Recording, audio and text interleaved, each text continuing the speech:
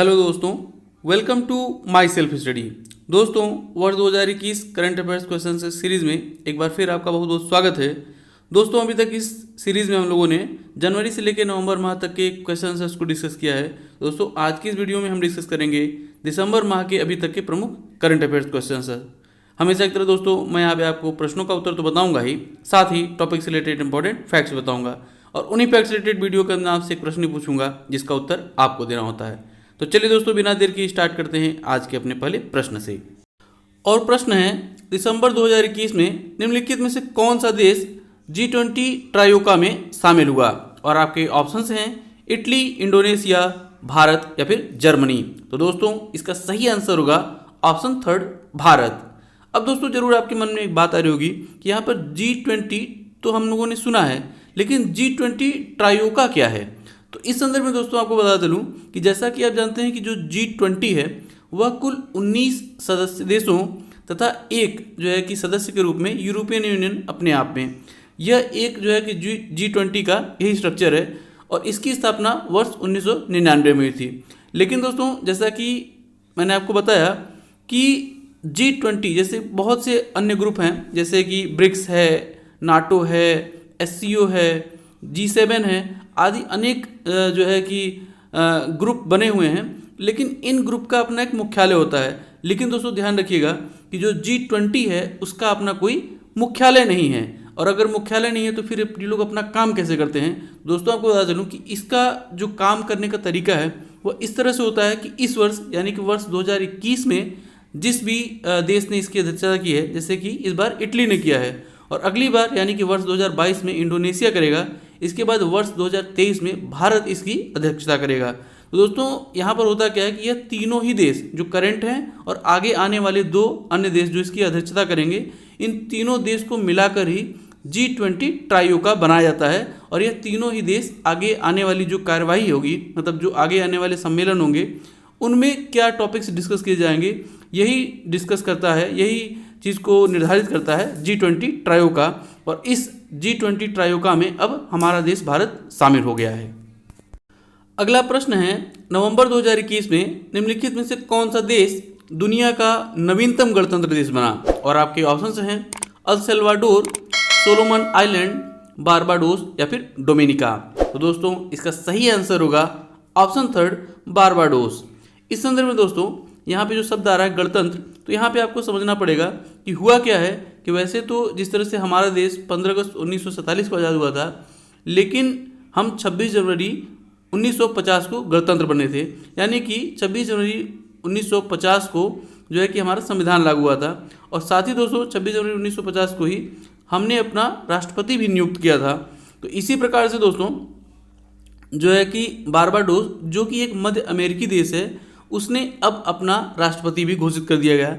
हालांकि बारबाडोस को जो है कि 30 नवंबर 1966 को ही जो है कि ब्रिटेन से आज़ादी मिल गई थी।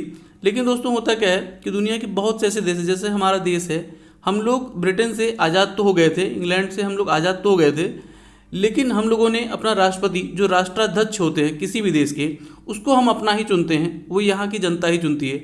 लेकिन दोस्तों, दुनिया में अन्य बहुत से ऐसे देश हैं, जैसे कि ऑस्ट्रेलिया हो गए, कनाडा हो गए, ये अपना राष्ट्राध्यक्ष आज भी ब्रिटेन की महारानी को ही मानते हैं। तो उसी प्रकार से दोस्तों, अभी तक जो ये बारबाडोस है वह अभी तक ब्रिटेन की महारानी एलिजाबेथ द्वितीय को ही अपना राष्ट्राध्यक्ष मानता था। लेकिन अब दोस्तों जो है कि बारबाडोस ने अपनी खुद की जो है कि राष्ट्रपति को चुन लिया है, और इनका नाम है डेम सेंड्रा प्रोडुएला मेसन। यहीं पर दोस्तों, अगर हम दिए गए ऑप्शंस की बात करें तो यह जो अल सल्वाडोर है, यह भी एक मध्य अमेरिकी देश है, और यह जो है कि इस समय काफ़ी चर्चे में रहा है, क्योंकि इसने बिटकॉइन को जो है यह दुनिया में मान्यता प्रदान करने वाला दुनिया का पहला देश है। और कुछ दिनों पहले ही इसने अपने देश में बिटकॉइन सिटी की स्थापना करने की घोषणा की है।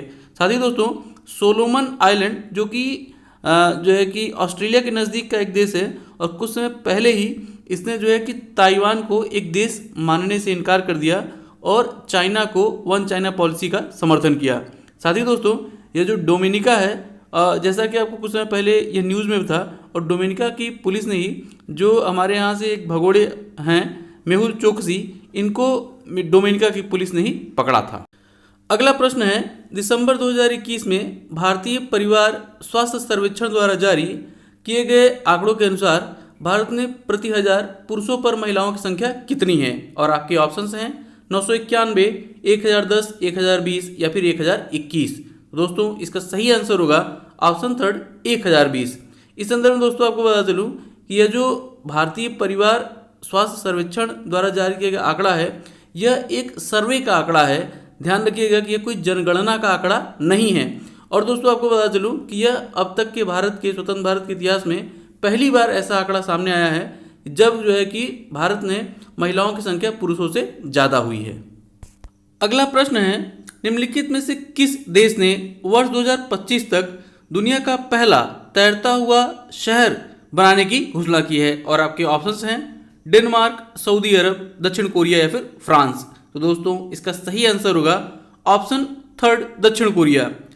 अब दोस्तों आपको बता चलूँ कि यह जो तैरते हुए शहर का संकल्पना है वह इस प्रकार है दोस्तों कि यह समुद्र तटों के आसपास बनाया जाएगा और यह जो शहर होगा वह पूरी तरह से पानी में तैरता रहेगा। यहीं पर दोस्तों अब दक्षिण कोरिया की बात हो रही है तो आपको बता चलूँ कि अभी कुछ दिनों पहले ही दक्षिण कोरिया ने नूरी नामक स्वदेशी मिसाइल का सफल परीक्षण किया है और साथ ही साथ दोस्तों दुनिया का सबसे बड़ा hydrogen fuel cell power plant भी बनाया है।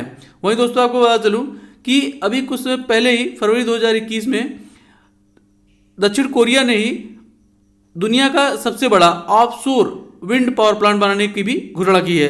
साथ ही दोस्तों आपको बता चलूँ कि दक्षिण कोरिया के वैज्ञानिकों ने गिरगिट की तरह रंग बदलने की क्षमता वाला कृत्रिम त्वचा बनाने में भी सफलता हासिल की है। अगला प्रश्न है, दिसंबर 2021 में निम्नलिखित में से कौन इंटरपोल के नए अध्यक्ष नियुक्त किए गए हैं? और आपके ऑप्शंस हैं अहमद नासिर अल रईसी, किम जोंग यान, प्रवीण कुमार या फिर पराग अग्रवाल। तो दोस्तों इसका सही आंसर होगा ऑप्शन फर्स्ट अहमद नासिर अल रईसी। और आपको बता चलूँ कि जो अल रईसी साहब हैं वह यूएई के एक पुलिस अधिकारी हैं और वह दोस्तों ऑप्शन जो सेकंड दिया हुआ है किम जोंग यान, यह दक्षिण कोरिया से बिलोंग करते हैं और यह भी इन्हीं का स्थान लेंगे। वहीं पर दोस्तों जो ऑप्शन थर्ड दिया हुआ है प्रवीण कुमार, वह एक भारतीय आईपीएस ऑफिसर हैं और इन्हें जो है कि इंटरपोल का एशिया रीजन का जो है कि रिप्रेजेंटेटिव नियुक्त किया गया है। अगला प्रश्न है, ऑक्सफोर्ड डिक्शनरी द्वारा वर्ष 2021 का वर्ड ऑफ द ईयर किसे चुना गया है? और आपके ऑप्शंस हैं वैक्सीन, वैक्स, एनएफटी या फिर परसेवरेंस। तो दोस्तों इसका सही आंसर होगा ऑप्शन सेकंड वैक्स। यहीं पर दोस्तों अगर हम दिए गए अन्य ऑप्शंस की बात करें तो मरियम वेबस्टर ने वैक्सीन को, जबकि कॉलिंस डिक्शनरी ने एनएफटी को वर्ड ऑफ द ईयर 2021 चुना है। वहीं दोस्तों कैम्ब्रिज डिक्शनरी द्वारा वर्ड ऑफ द ईयर 2021 जो है परसेवरेंस को चुना गया है। अगला प्रश्न है, दिसंबर 2021 में निम्नलिखित में से कौन अंतर्राष्ट्रीय मुद्रा कोष यानी कि इंटरनेशनल मॉनेटरी फंड की पहली महिला डिप्टी मैनेजिंग डायरेक्टर नियुक्त की गई? और आपके ऑप्शंस हैं Kristalina Georgieva, Jeffrey Okamoto, Gita Gopinath या फिर शेफाली जुनेजा। तो दोस्तों इसका सही आंसर होगा ऑप्शन थर्ड गीता गोपीनाथ। इस संदर्भ में दोस्तों आपको बता दूं कि गीता गोपीनाथ जो हैं वह एक भारतीय अमेरिकी हैं और इससे पहले जो है कि वह आईएमएफ में ही जो है कि सलाहकार की भूमिका में थी। यहीं पर दोस्तों आपको बता चलूँ कि आईएमएफ की स्थापना 27 दिसंबर 1945 को की गई थी और इसका जो मुख्यालय है वह वाशिंगटन डीसी यूएसए में स्थित है। अगला प्रश्न है, विश्व कंप्यूटर साक्षरता दिवस कब मनाया जाता है? और आपके ऑप्शंस हैं 1 दिसंबर, 2 दिसंबर, 3 दिसंबर या फिर 7 दिसंबर। तो दोस्तों इसका सही आंसर होगा ऑप्शन सेकंड 2 दिसंबर। यहीं पर दोस्तों अगर हम दिसंबर माह में मनाए जाने वाले प्रमुख दिवसों की बात करें तो 1 दिसंबर को विश्व एड्स दिवस, जबकि 3 दिसंबर को विश्व विकलांग दिवस मनाया जाता है। वहीं 4 दिसंबर को दोस्तों राष्ट्रीय नौसेना दिवस के रूप में, 11 दिसंबर को यूनिसेफ स्थापना दिवस के रूप में, 22 दिसंबर को राष्ट्रीय गणित दिवस के रूप में और 23 दिसंबर को जो है राष्ट्रीय किसान दिवस के रूप में, जबकि 25 दिसंबर को राष्ट्रीय सुशासन दिवस के रूप में मनाया जाता है। अगला प्रश्न है, दिसंबर 2021 में अंतर्राष्ट्रीय टेस्ट क्रिकेट की एक पारी में सभी 10 विकेट लेने वाले एजाज पटेल किस देश के खिलाड़ी हैं? और आपके ऑप्शंस हैं पाकिस्तान, बांग्लादेश, इंग्लैंड या फिर न्यूजीलैंड। तो दोस्तों इसका सही आंसर होगा ऑप्शन फोर्थ, न्यूजीलैंड। इस संदर्भ में दोस्तों आपको बता चलूं कि एजाज पटेल ने यह उपलब्धि भारत के खिलाफ मुंबई में खेले गए टेस्ट मैच में हासिल किया।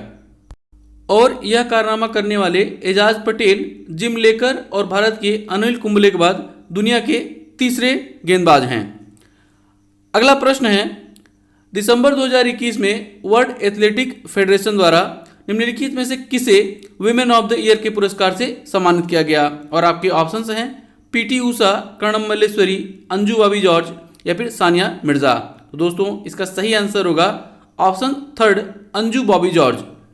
यहीं पर दोस्तों आपको बता चलूं कि अंजू बॉबी जॉर्ज जो हैं वह भारत की लॉन्ग जंप की खिलाड़ी हैं और इन्होंने वर्ष 2003 में पेरिस में आयोजित विश्व एथलेटिक चैंपियनशिप में भारत के लिए कांस्य पदक हासिल किया था और यह पदक हासिल करने वाली वह पहली भारतीय महिला एथलीट भी हैं। तो दोस्तों अब बारी है आज के प्रश्न की, और प्रश्न है, निम्न संगठनों में से किस संगठन का अपना कोई मुख्यालय नहीं है? और आपके ऑप्शंस हैं SCO, G7, ब्रिक्स या फिर G20। हमेशा की तरह दोस्तों अगर आपने पूरी वीडियो बहुत ध्यानपूर्वक देखा होगा तो इस प्रश्न का सही उत्तर आपको इसी वीडियो में तक मिल गया होगा। प्रश्न का सही उत्तर नीचे आप कमेंट बॉक्स में कमेंट करके हमें बता सकते हैं। दोस्तों इसी तरह के इंटरेस्टिंग क्वेश्चन के लिए आप हमारा फेसबुक पेज माई सेल्फ स्टडी को भी ज्वाइन कर सकते हैं। फेसबुक पेज का लिंक नीचे डिस्क्रिप्शन बॉक्स में दे दिया गया है। तो दोस्तों उम्मीद करता हूं कि वीडियो जरूर आपको पसंद आई होगी और आपको कुछ न कुछ जानने को मिला होगा। वीडियो अगर आपको पसंद आई हो और आपको कुछ न कुछ जानने को मिला हो तो वीडियो को लाइक और शेयर करना ना भूलिएगा, साथ ही चैनल को सब्सक्राइब भी। इसी नोट के साथ दोस्तों वीडियो को समाप्त करता हूं और मिलता हूं आपसे अगली वीडियो में। तब तक के लिए जय हिंद।